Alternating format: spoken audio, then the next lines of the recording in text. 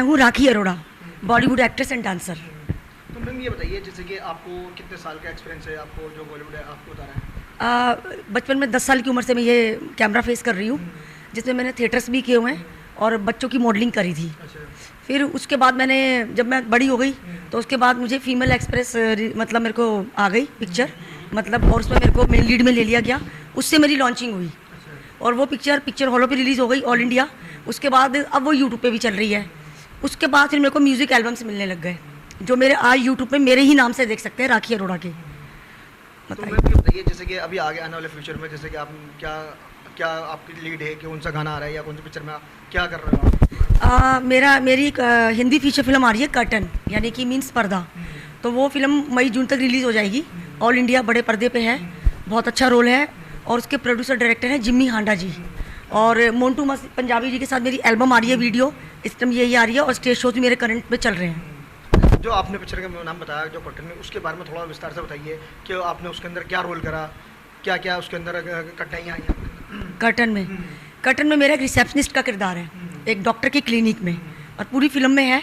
और बाकी जो कर्टन जो पर्दा फिल्म है तो कमर्शियल फिल्म ही, और उसमें जो भी होता है एक मियाँ बीवी के ऊपर है और पर्दे के अंदर ही होता है सब कुछ। लेकिन उसकी पूरी स्टोरी मैं बता नहीं पाऊँगी अभी, क्योंकि फिर दर्शक कब देखेंगे, इस वजह से। अच्छा, ये मुझे बताइए, जैसे कि आपने उसमें काफ़ी रोल करा है, तो आपको कोई ऐसा रोल लगा कि आपको उससे यानी कि कठिनाई का सामना करना पड़ा, ऐसा कोई रोल है? फीमेल एक्सप्रेस में करना पड़ा था मुझे। अच्छा। फीमेल एक्सप्रेस में मेरी चोट लग गई थी शूटिंग करते वक्त, तो मेरे पैर का नखून भी उखड़ गया था, क्योंकि जंगल में कर रहे थे हम लोग शूटिंग। तो उसमें मतलब मेरे को कांटे चुभ गए थे और कठिनाइयों का सामना करना पड़ा। चोट लगी मेरी, यहाँ पर भी चोट आई, यहाँ पे भी आई, तो उसके लिए 1 महीना शूटिंग पैकअप हो गई थी। तो जब मेरी चोट ठीक हुई थी तब मैं कर पाई थी शूटिंग। तो फीमेल एक्सप्रेस में आई थी कठिनाइयाँ मुझे, क्योंकि वो आउटडोर शूटिंग थी सारी की सारी, इसीलिए। और हमारे चैनल के माध्यम से और क्या, जैसे कि अब होली आगे आ रही है, तो उसके बारे में क्या कहना चाहेंगे कि? मैं सब लोगों के लिए ये बोलना चाहूँगी कि अपने भारतवर्ष के लिए, कि मेरी तरफ से होली की सबको शुभकामनाएं, और आपके इस चैनल को भी है और बाकी पूरे भारत को भी है। और सबको मैं यही कहूँगी कि अपनी सेफ्टी रखें, और जो कोरोना चल भी रहा है, कभी बढ़ता है कभी कम होता है, ये पता नहीं कब जाएगा, मालूम नहीं। तो अपनी सेफ्टी से होली खेलें, और होली की मेरी तरफ से सबको शुभकामनाएं। हमारे साथ मोंटी जी हैं, हम उनसे बात करेंगे। जैसे कि आज इन्होंने अपना कीमती वक्त हम लोगों को दिया, इनका हम धन्यवाद करते हैं। तो मोंटी जी, आपका बहुत बहुत धन्यवाद है, आपने अपना कीमती समय दिया। हाँ जी, नमस्कार, मैं हूँ जी मोंटू मस्त और मैं हूँ दिल्ली से। हाँ जी, सो मैं ये बताना चाहूँगा कि मैं इस लाइन में 2002 से हूँ, सिंगिंग लाइन में, और मेरी कुछ वीडियो एल्बम्स हैं यूट्यूब पे हैं। और 2006 में मेरी फ़र्स्ट एल्बम आई थी जो नच्चन गबरू आया था, और उसके बाद मुझे बैक टू बैक शोज़ मिलने शुरू हुए, घर वालों का सपोर्ट मिलना शुरू हुआ, मेरे फैंस ने मुझे पसंद किया। उसके बाद मैंने अपनी एल्बम्स करी 2015 में, मस्ती मस्ती, छोरी, यारदा ब्याह, और मेरे back to back album songs आते रहे। ऑडियंस का मुझे प्यार मिलता रहा। और आपको पता है हमारी इस लाइन में स्ट्रगल बड़ा है। हमारे टाइम पे तो ऐसा कोई चैनल्स नहीं थे, हमने बड़ी मेहनत करी, तो आज जो हमने मेहनत करी हमें याद है, आज हमें वो फल मिल रहा है। ऊपर वाले की थैंक्स करते हैं कि हमें इतना मान सम्मान और रिस्पेक्ट मिलती है। और बहुत जल्द मेरा एक नया गाना भी आ रहा है, सोनिए डिस्को चाचा, और ये जो गाना आप जब मेरे फैंस सुनेंगे वाकई पसंद करेंगे, जैसे मेरे और गानों को उन्होंने पसंद किया है, इसको भी पसंद करेंगे। तो ये बताइए, आप अपने जो फ्रेंड हैं तो उनको क्या बोलना चाहेंगे, आप जो आपका जो गाना लॉन्च हो रहा है उसके बारे में? मैं यही कहना चाहूँगा, ये जो गाना है बिल्कुल डिफरेंट है, इसके अंदर हमने बहुत कुछ अलग सोचा है वीडियो में। जैसे मेरे फैंस मेरे और गानों को, जैसे मस्ती मस्ती, छोरी, यारदा ब्याह, सबको प्यार दिया है, रिस्पॉन्स दिया है, वैसे ही मेरे आने वाले इस सॉन्ग को वही फीडबैक देंगे जो डॉक्टर सुरेंद्र कुमार के साथ मेरा आ रहा है। पंजाबी वर्जन मैंने गाया है, हिंदी वर्जन उन्होंने गाया है। जो आपके चाहने वाले हैं उनको थोड़ा सा गा के सुनाइए। बिल्कुल, मैं सुनाऊंगा गाने का बोल।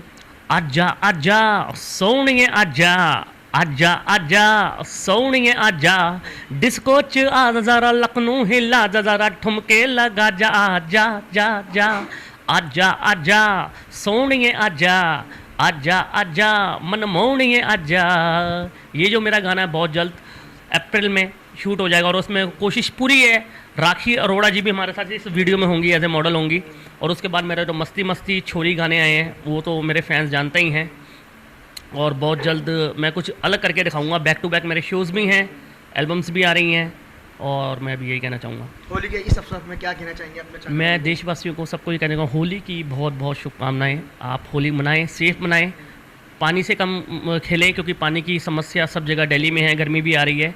सूखे रंगों से होली मनाएं और सबको होली की बहुत बहुत शुभकामनाएं। होली के लिए मैं 2 लाइनें ख़त्म करूंगा, जब तक मैं सुनाऊंगा आपको। उससे साथ प्रगन्ना जी हमारे साथ हैं, तो बाद में हम होली भी मनाएंगे और आपको एंजॉय भी कराएंगे। तो और कुछ कहना चाहेंगे? कहना है कि यही चाहूँगा कि मुझे आप बस सपोर्ट करें, ऐसे मुझे पसंद करते रहें, मुझे लाइक करते रहें, और मैं जिससे आप लोगों का दिल जीत पाऊँ। और मैं अपने फैमिली मेम्बर्स का भी थैंक्स करता हूँ, जिनकी ब्लेसेस से मैं आज यहाँ पे हूँ। Thank you. हाँ जी। मोटी जी, ये बताइए, आप कभी ऐसा कभी वाक़या हुआ है जैसे आपकी फैमिली ने कभी मना करा हो, नहीं इस फील्ड में नहीं जाइए, क्या या क्या डॉक्टर या? देखो, शुरू में जब मैं इस लाइन में था तब स्ट्रगल पीरियड था, मुझे कहते थे जॉब कर लो, कुछ वर्क कर लो, बिल्कुल निगलेक्ट करते थे, इस काम में मत जाओ। मेरा भूत सवार था कि मैंने सिंगर ही बनना है। तो बीच में मैंने लाइन स्टार्ट की थी, फिर मैंने बीच में उनके कहने पे लाइन छोड़ दी। फिर मैंने कहीं कॉल सेंटर में जॉब कर ली थी, फिर मैंने डीजे कर लिया था प्ले। फिर मेरा दिमाग तो इस तरफ ही था, सिंगिंग करनी है। फिर कहते हैं टाइम सिक्का जमता नहीं है, जब टाइम सही नहीं होता फिर मैंने वो लाइन फिर छोड़ दी। फिर मैं सिंगिंग की तरफ दोबारा आ गया। जब मुझे दिवाली मेले में स्टेज शो मिलने लगे, लोगों ने पसंद किया, बैक टू बैक शो आने लग गए पैसों वाले, तो घर वालों को थोड़ा हौसला बढ़ा कि भाई इसको तो शो मिलने लग गए हैं। फिर मैंने जब मुझे बैक टू बैक शो मिले, मुझे पैसे मिलने लगे, तो मैंने फिर अपनी एल्बम्स करनी शुरू कर दी। अब कुछ कंपनीज़ हैं जो मेरे पे पैसा लगा रही हैं मेरे गानों पे, मेरे पे। तो बहुत जल्द बहुत सारे प्रोजेक्ट्स हैं जो मैं लाऊंगा। एक लव सॉन्ग भी है, उसकी मैं 2 लाइनें सुनाऊंगा, शायद वो भी बहुत जल्द आएगा। नैन मेरे तरसे यारा, मेरी एक नज़र नू नैन मेरी ज़िंदगी है तू, मेरी आशिकी है तू, मेरा नाना नाना नाना तू ही तू, तेरे बिन रह न पाऊँ और तेरे बिन रह न पाऊँ। ये लव सॉन्ग है। बहुत जल्द मेरे फैंस इस गाने को भी प्यार देंगे। बहुत सारे प्रोजेक्ट हैं और मैं जैसे कि कभी आपको जैसे फैमिली में कभी जैसे आपने बताया कि जो आपके जो गुरु हैं, तो आप किसको मानते हैं? ये श्रेय उसकी किसको जाता है? देखिए, मैं ज़्यादातर आपकी कामयाबी का श्रेय? बिल्कुल, मैं जो दिल से मानता हूँ, जिनको फॉलो करता हूँ, वो है किंग मिका जी। मिका जी को मैं शुरू से फॉलो करता हूँ। आज की डेट में स्टेज पे भी उन्हीं के गाने गाते हैं और मैं दिल से उन्हें मानता हूँ। और आने वाले टाइम में चाहे बड़े से बड़े स्टार बन जाएं, हम उनके गाने फिर भी गाएंगे, क्योंकि उन्होंने तो धमाल मचाई हुई है। तो मिका जी का भी गाना मैं आपको ज़रूर सुनाऊँगा। सावन में लग गई आग के दिल में रहा हो, सावन में लग गई आग के दिल में रहा हो, सुन हसीना पागल दीवानी, सुन हसीना पागल दीवानी, आज ना सोया सारी रात के दिल में रहा हो, गजरा लगा के आई केस में, हाय केस में, जमते हैं गोरे काले भेस में, हाय भेस में, जाना है किस परदेस में, हाय देश में, खनकू जो चूड़ी आधी रात के दिल में रहाए, तेनू मैं लव करदा हो बेमतलब करदा बाहों में। बस मैं यही कहना चाहूँगा। सो जल्दी आप लोगों को मेरी तरफ से गुड न्यूज़ मिलेगी। लव यू ऑल और थैंक यू सो मच। मैं मीडिया चैनल वालों का करना चाहूँगा, डे एंड न्यूज़ का, जिन्होंने हमारे साथ आए जुड़े कीमती समय दिया। Thank you very much all of you. मेरा नाम डॉक्टर फरखंदा खान और मुझे प्यार से फ़िदा कहते हैं, क्योंकि मैं सूफीज़म पे काम कर रही हूँ। तो मुझे ये टाइटल मिला है फ़िदा मतलब सेक्रीफाइस। तो मैंने अपनी आर्ट को कुदरत के नाम पे सेक्रीफाइस किया है, इसलिए मैं सूफीज़म पे काम कर रही हूँ। और मैंने बहुत सोच समझ के सब्जेक्ट लिया था, क्योंकि सारी दुनिया में पेंटिंग हो रही है और अलग अलग सब्जेक्ट पे काम हो रहा है। मैंने वेरियस सब्जेक्ट पे काम किया, लेकिन मैंने देखा कि अभी तक सूफीज़म पे काम नहीं हो रहा, जबकि सूफीज़म को मानने वाले बहुत लोग हैं। उसमें राइटर भी हैं और पेंटर के अलावा सिंगर, डांसर सब थे, सिर्फ पेंटिंग नहीं हो रहा था। तो मैंने उसमें पेंटिंग में काम किया है और पेंटिंग में अलग अलग सब्जेक्ट मतलब अलग अलग थीम लेके काम किया है। वाटर कलर पे, एक्रेलिक पे और ऑयल में, सब चीज़ में काम किया है। तो इस तरह से मैंने अपनी पेंटिंग एग्जीबिशन को नेशनल और इंटरनेशनल लेवल पर प्रमोट किया। और इंडिया में तो सारे ही जितने भी मिनिस्टर लेवल के लोग हैं, सभी के घर में मेरी पेंटिंग है और सभी लोग मुझे एडमायर करते हैं। और इनाग्रेशन में बड़े बड़े मिनिस्टर्स भी आए हैं और मैंने शो ऑर्गेनाइज़ किया। और सबसे बड़ी बात, मैंने पेंटिंग को गैलरी से उठा के रैंप वॉक तक ले जाने की हिम्मत की, क्योंकि मैंने देखा कि लोग ग्लैमर की तरफ ज़्यादा अट्रैक्ट हो रहे थे। और सूफीज़म ऐसा सब्जेक्ट है कि लोगों की समझ में नहीं आ रहा था। सूफ़ी गाने तो बहुत प्रमोट हो रहे थे, मगर पेंटिंग प्रमोट नहीं हो रही थी। तो मैंने सूफीज़म में फिर ग्लैमर को लाने की, ऐड करने की कोशिश की। उसमें नुसरत फ़तेह अली ख़ान के गाने जो हैं कव्वालियाँ सूफ़ी, वो ऐड करी और उस म्यूज़िक पे मैंने रैंप में सूफ़ी ड्रेस में सूफीज़म को उतारा। अच्छा मैम, ये बताइए आपके माइंड में कैसी क्या ऐसी क्या बात आई जो आपने सूफ़ी को मतलब सूफ़ी पेंटिंग को चुना? मेरे माइंड में ये चल रहा था कि आर्ट को किस तरह से ऐसे यूज़ किया जाए कि लोगों के पास प्लेजर के साथ साथ मैसेज भी जाए। और आज के ज़माने में पूरी दुनिया में इंसानियत का मैसेज देना बहुत ज़रूरी है, क्योंकि हर जगह त्राही त्राही मची हुई है। दुनिया के किसी भी कोने में देखें आप, आपस में लड़ाई झगड़े मन मुटाव बहुत है। और हिंदुस्तान तो है ही कई भाषाओं का, कई मज़हबों का देश, तो हमने कहा कि यहाँ तो बहुत ज़्यादा ज़रूरत है। और सूफ़ियों ने बहुत काम किया है हिंदुस्तान में भी और सारी दुनिया में अमन और चैन को बढ़ाने के लिए। तो पेंटिंग के ज़रिए मैं इस सब्जेक्ट को, इस संदेश को देना चाहती थी। मैडम ये बताइए, जैसे कि आप जो पेंटिंग के बारे में बता रहे हैं कि आप जैसे कि और भी लोग हैं आपसे जुड़ना चाहें या बच्चे हैं वो आपसे सूफिया, तो वो किस तरह आप जैसे कि कोचिंग सेंटर है या आपका, या आप जैसे कि कोई आपसे जुड़ना चाहे या पेंटिंग सीखने जाए, तो उसके बारे में क्या कहेंगे? मेरा इंटरनेशनल आर्ट फाउंडेशन है, मैं उसकी डायरेक्टर हूँ। और जो भी सूफ़ी पेंटिंग्स मैं करती हूँ वो उसी के बैनर के नीचे करती हूँ। जो भी स्टूडेंट्स मेरे हैं मैं उनसे चार्ज नहीं लेती हूँ। मैं फ्री ऑफ कॉस्ट पेंटिंग सिखाती हूँ, क्योंकि मेरा मानना ये है कि गॉड गिफ्ट है और मुझे फॉर गॉड से इसे सिखाना चाहिए फ्री ऑफ कॉस्ट। इसके चार्जेस नहीं ले सकते, क्योंकि असीम कॉस्टलेस है, इसकी कोई कॉस्ट नहीं है। लेकिन मैं चुनती हूँ एक ही बच्चा। मेरा यकीन मानना है कि आप 1000 बच्चे अगर कॉलेज में पढ़ा रहे हैं तो टॉपर तो एक ही निकलता है ना। तो एक बच्चा चुनो और उसको टॉपर बनाओ। अच्छा, जैसे कि आपने बताया कि एक बच्चा चुनो उसको टॉपर बनाओ, जो आपके जो शिक्षक हैं तो वो आगे कहाँ तक गए हो? मेरे सिखाए हुए बच्चे बहुत आगे तक गए। मैं साल 2 साल में एक ही बच्चा चुनती हूँ। नितिन एक बच्चा है जिसको मैंने ब्रश पकड़ना सिखाया था, आज वो टीचर भी है और वो सिखा भी रहा है बच्चों को, और बहुत अच्छा बच्चा है वो, और सूफ़ी गाने भी गाता है वो। हाँ। अच्छा ये बताइए मैम, अभी तक आपने कितने बच्चों को जो ट्रेनिंग दी है, जैसे उसके बारे में बताइए। मैंने कम से कम 150 बच्चों को मन से सिखाया है। अलग अलग जगह पे हैं वो, अलग अलग जगह काम कर रहे हैं, और जहाँ भी हैं बहुत टॉप पे हैं। हाँ, बहुत से बच्चे तो मैंने देखा कि इंडिया से बाहर काम कर रहे हैं, जो कुछ इंडिया में कर रहे हैं, कुछ इंडिया से बाहर काम कर रहे हैं, और जहाँ भी हैं वो उसी सब्जेक्ट पे काम कर रहे हैं जिस सब्जेक्ट को मैंने उनको पिरोया है। जो माला मैंने पिरोई है सूफीज़म की, तो उसी पे काम कर रहे हैं। मैम ये बताइए, आपने इतना अच्छा काम करा है तो आपको इस वक्त कैसा फील हो रहा है, यानी कि किस तरह महसूस करते हैं कि मेरे जो आगे बच्चे हैं वो आगे बढ़े और पूरी दुनिया में काम कर रहे हैं? अभी तो लग रहा है मैंने, जैसे इतना करने के बाद भी मुझे लग रहा है मैंने अभी कुछ नहीं किया है, अभी बहुत कुछ करना बाकी है। क्यों? क्योंकि मुझे वो सपोर्ट चाहिए जो अभी तक मिला नहीं है। और कहते हैं जब ऊपर वाला लिखेगा तो वो सपोर्ट भी मिलेगा, क्योंकि इच्छा, इंसान की जो अच्छी इच्छाएं होती है ना, वो अच्छे लोगों को मिलाने के बाद ही पूरी होती हैं। तो अभी और अच्छे लोग मिलने वाले हैं मुझे, और मैं आगे और बढ़ूँगी। और इसके साथ साथ पेंटिंग के साथ साथ मैंने एक्टिंग, थिएटर भी किया है। तो मैंने 3 फिल्में की हैं, जिसमें ज़ख्मी सिकंदर की है, उसमें मैंने सेकंड लीड किया है, और उसमें मैंने विलेन का रोल किया है। उसमें ह्यूमन ट्रैफिकिंग का मैसेज है, जिसमें बच्चों को किडनैप करके उनकी बॉडी पार्ट्स का बिज़नेस होता है, वो है हिंदुस्तान में हो रहा है जी। और दूसरा मैंने मोस्ट वांटेड डॉन में किया है, तो उसमें मैंने CBI का इंस्पेक्टर का रोल किया है। और एक और फिल्म है हम तीन हमारे तीन, जो कि लॉकडाउन से पहले स्टार्ट हुई थी और ख़त्म भी तभी हो गई थी, लेकिन हम थिएटर पे नहीं ला पाए उसको, तो OTP में हमने उसको रिलीज़ करवाया था। उसमें मैंने साइड रोल किया था, सेकंड रोल। और शॉर्ट मूवीज़ बहुत सारी की हैं मैंने। जी क्राइम फाइल में काम किया है।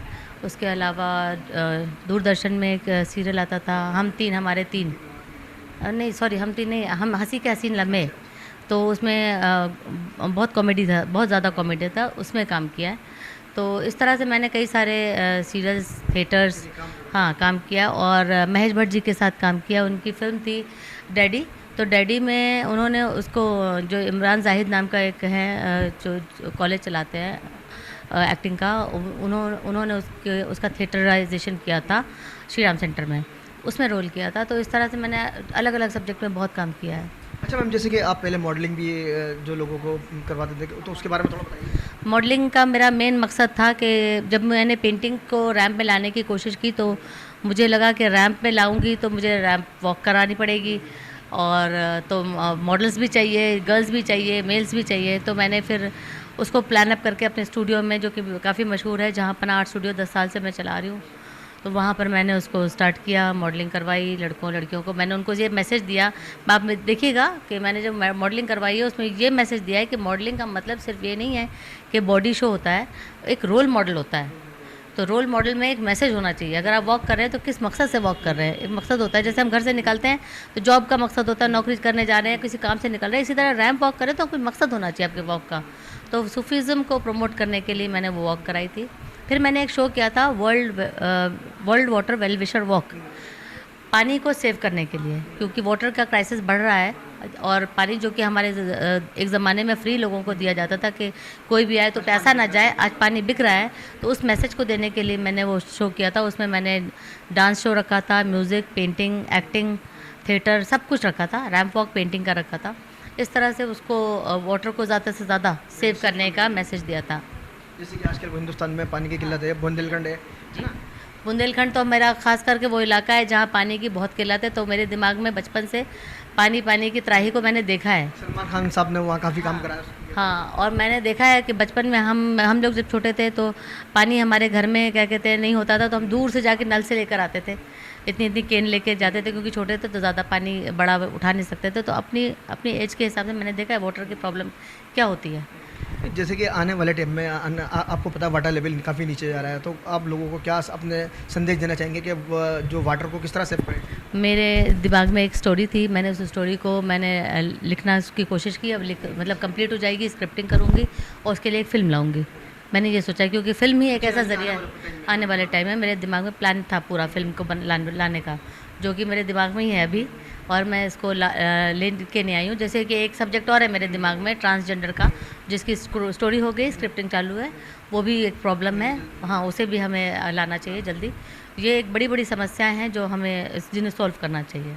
अच्छा मैम, जैसे कि अभी बताया कि लोग काफ़ी रिसर्च करते हैं, तो रिसर्च के बारे में क्या कहेंगे? जैसे कि सूफिया, जैसे कि आपने बताया था। देखिए, मैं बता दूं आपको, बहुत लोग समझते नहीं है, सोचते डॉक्टर बन गए सब कुछ कर लिया हमने।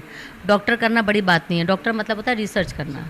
आपने रिसर्च किया है, आप ये भूल गए कि आपने रिसर्च किया है, सर्च कुछ नहीं किया। तो आप सर्च करने की कोशिश करें, रिसर्च तो आप पर होगी।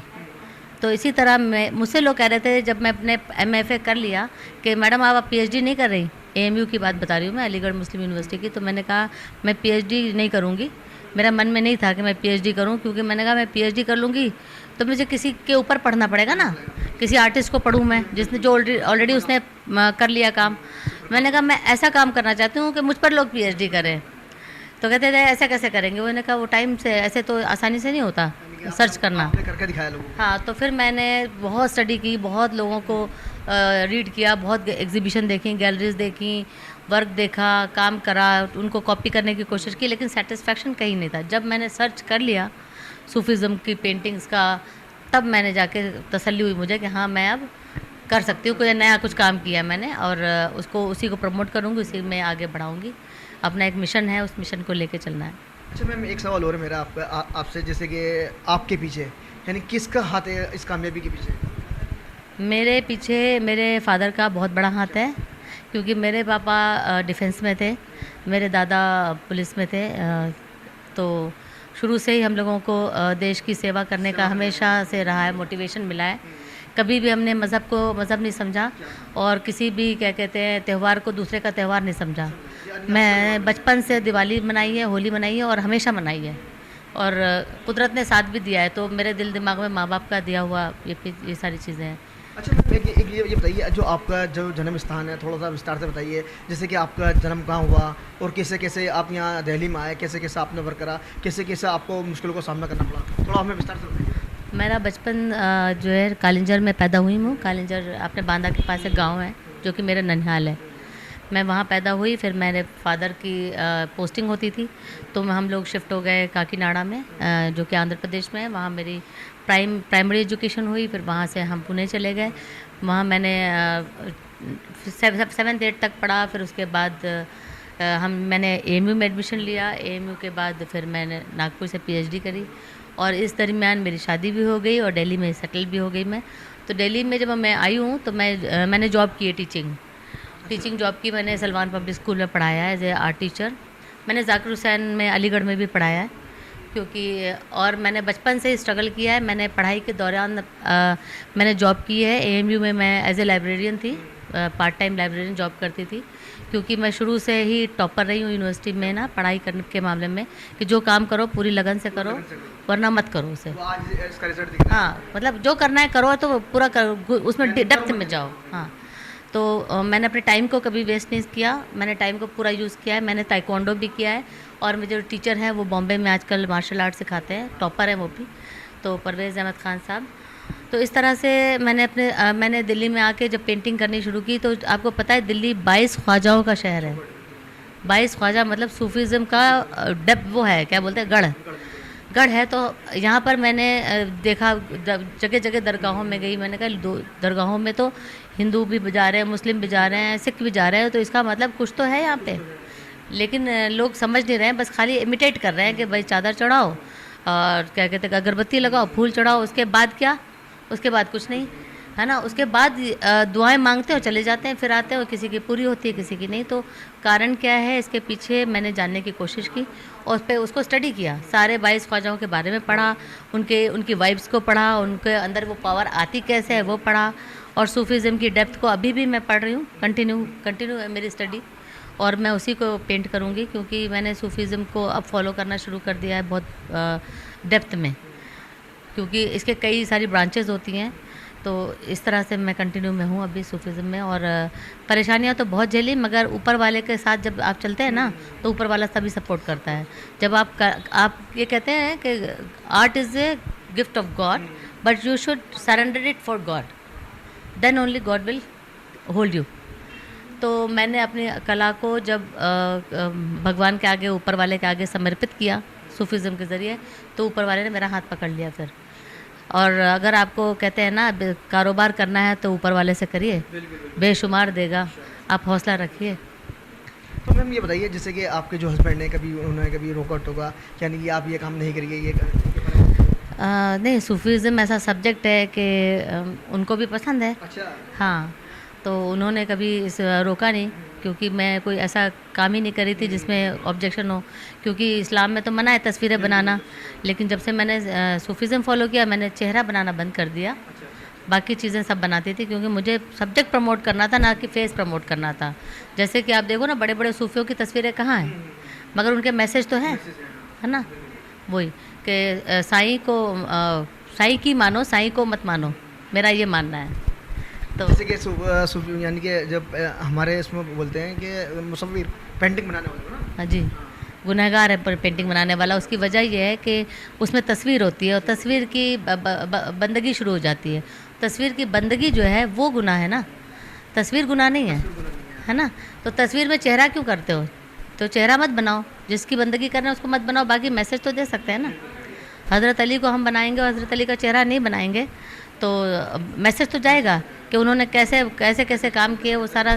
तो इस चीज़ को हमें आगे लेके चलना है, उनके मैसेज को डिपेक्ट करना है।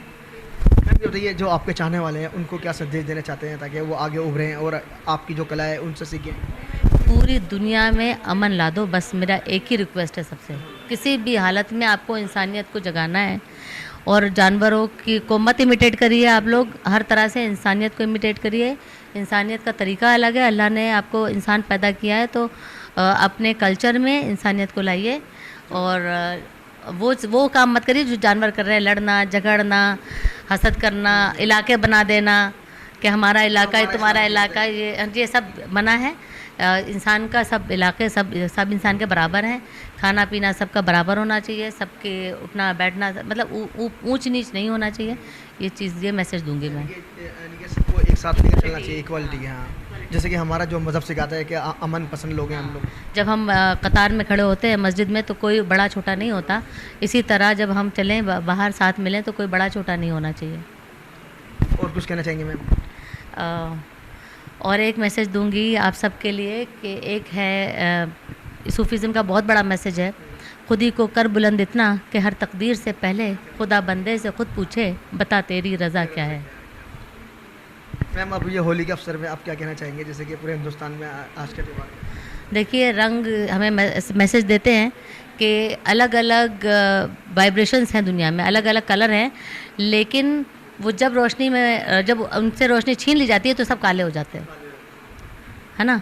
जब रोशनी पड़ती है तभी उनके रंग दिखते हैं। तो आप लोग रोशनी में रहिए, अंधेरे में मत जाइए, वरना आपको कोई रंग नहीं दिखेगा। तो आप लोग अंधेरे से दूर रहिए, अपने आप को अपना अंधेरे से दूर रखिए और होली को अच्छे से मनाइए और सेफ़ होली खेलिए। और जैसे कि कह रहे हैं वैक्सीनेशन आ गया है, और वैक्सीनेशन अगर आपको अवेलेबल है तो आप उसका यूज़ करिए। चलिए मैम, बहुत बहुत शुक्रिया आपका।